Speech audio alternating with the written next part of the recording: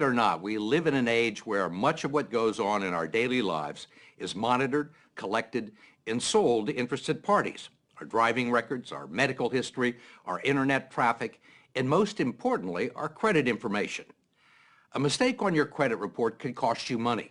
It can increase the interest you pay on your loans, prevent you from getting a mortgage or buying a car, landing a job, or getting a security clearance. It's not uncommon. A new government study to be released tomorrow indicates as many as 40 million Americans have a mistake on their credit report. 20 million have significant mistakes. And our own investigation of the credit reporting industry shows that those mistakes can be nearly impossible to get removed from your record. The story will continue in a moment. Consumer credit reporting is a $4 billion a year industry dominated by three large companies, Experian, TransUnion, and Equifax. They keep files on 200 million Americans and traffic in our financial reputations.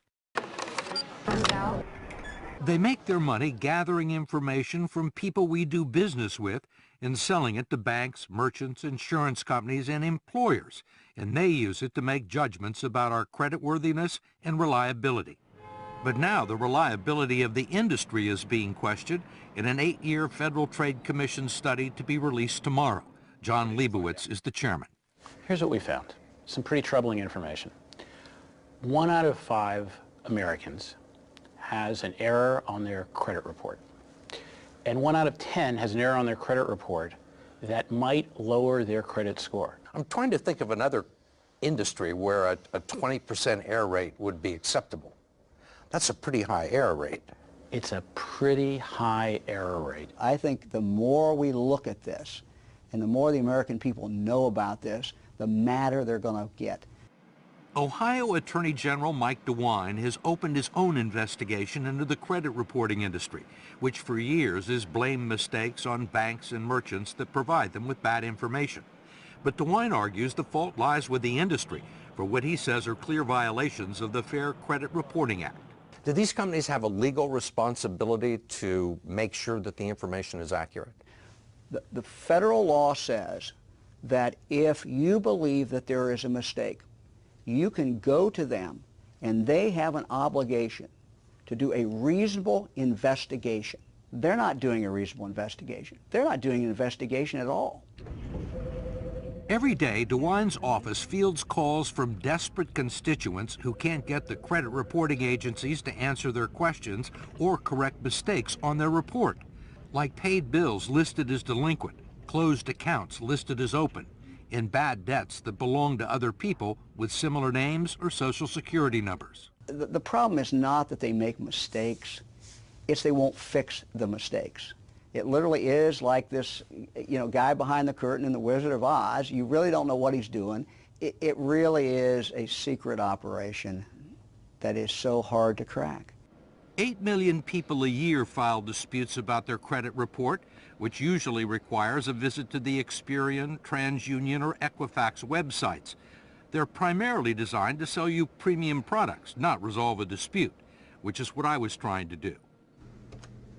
There's a toll-free number you can call, which is likely to connect you to someone on a faraway continent. Thank you for calling. My name is Kevin. How may I help you? Where are you located? India. India? But regardless of where they are or who you talk to, they won't be much help. Okay, so really, you can't do anything for me. I've just been talking to you for 15 minutes. I mean, the only thing you can do is to tell me to fill it out online. Yes, Mr. Kroft. Okay, thank you. Besides the toll-free number, they also give you a post office box address where you can send a letter and documents supporting your claim. In each case, it's extremely unlikely that anyone with the authority to resolve your dispute will ever actually see it. Ask Sandra Cortez, a California accountant whose credit report confused her with an international drug trafficker. It took her 5 years to get it fixed. Or David Smith, the retired Army officer whose credit report listed a bankruptcy that wasn't his and triggered a foreclosure proceeding against his house in South Carolina. He's still dealing with the fallout. Or Judy Thomas, a trauma nurse with a horror story worthy of Hitchcock or Kafka. There's nobody to go to. There's nobody. You just keep making phone calls and you just keep writing disputes and you keep sending them your social security number and they don't care. Thomas, who manages 2 medical centers near Cleveland, says it all began in 1999 when she went shopping for a new dress and applied for a store credit card to get a 15% discount. She was denied. Was that the first time you'd ever been denied credit? Yes, very first time. Ever? Ever. Ever. But certainly not the last. It became a regular occurrence. The personal credit reports she got from Experian, TransUnion, and Equifax were all clean and without blemish. Yet she kept getting rejected and couldn't find out why. I would get a consumer report and it would look fine. I would go to the bank and they would tell me, oh no, you have all this debt. But no one would tell me what was on there. They wouldn't tell you what the debt No. was? And they wouldn't give you a copy of the report No. that they had? Nope.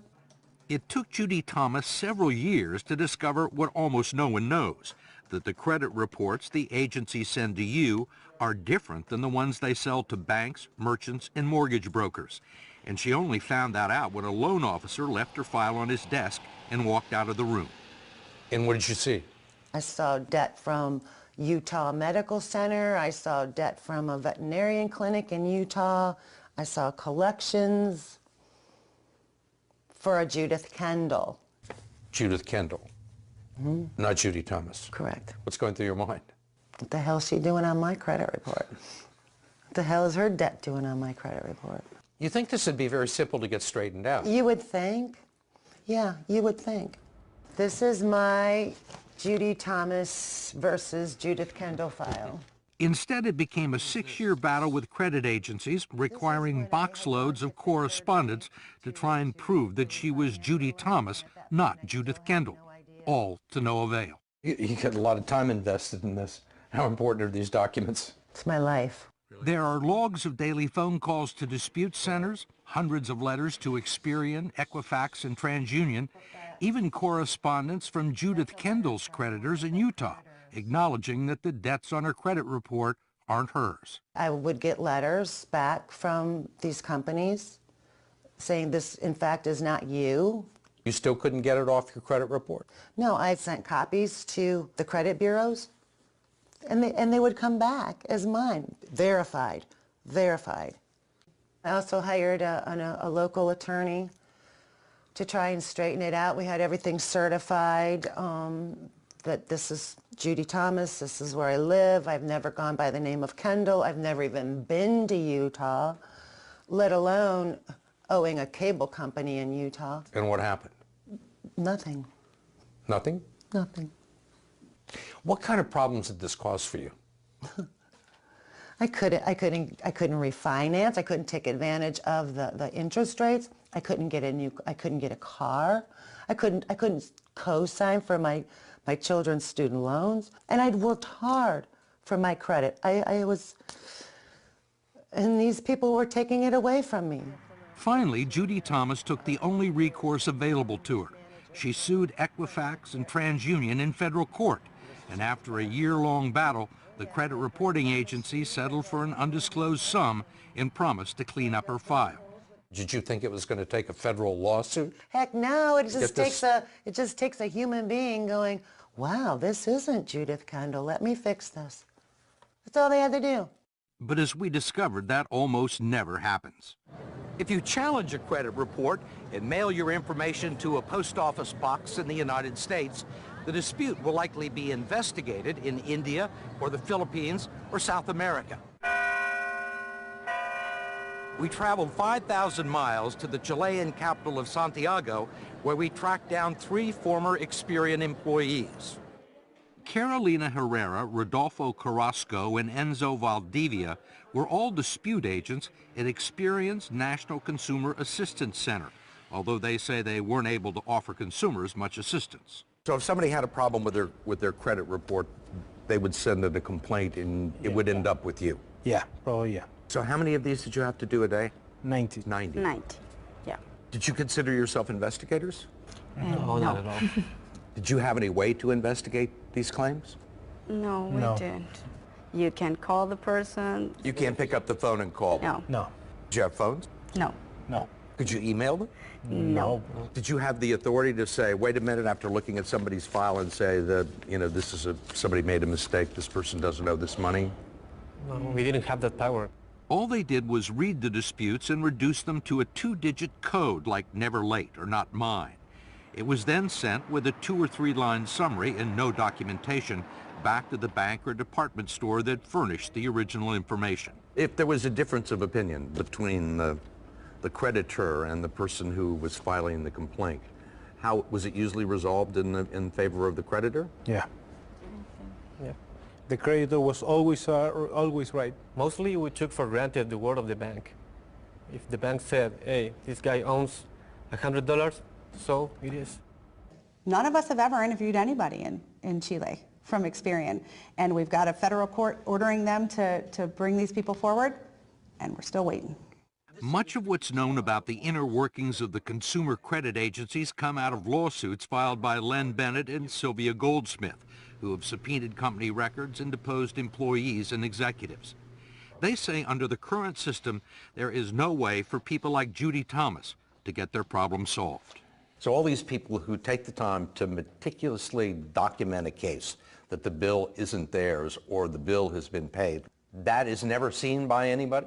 It's not seen by anyone who considers it in determining whether or not information will be removed from a credit report. It's not forwarded on to the person who has the complaint with you? No, it is never forwarded on.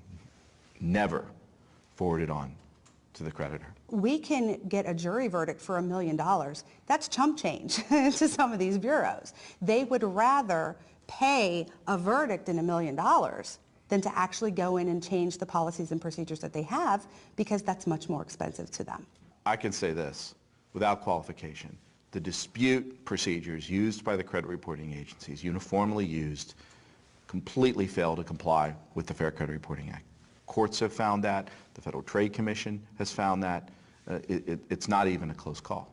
Ohio Attorney General Mike DeWine agreed. I think the industry is a mess, and I think the impact that has on real people is just unconscionable. You think they're breaking the law? I think they're breaking the law. There is no doubt in my mind they are breaking the law. We wanted to talk to Equifax, TransUnion, and Experian, but like most consumers, we were unsuccessful. The agencies referred us to the spokesman for their lobbying group in Washington. He, too, declined our request for an on-camera interview, but did provide a written statement, citing an industry-sponsored survey that showed 95% of its customers were satisfied with the dispute process. The industry maintains it's in compliance with federal law. Go to 60minutesovertime.com to find out what you can do if you think there's a mistake on your credit report. Sponsored by Lyrica.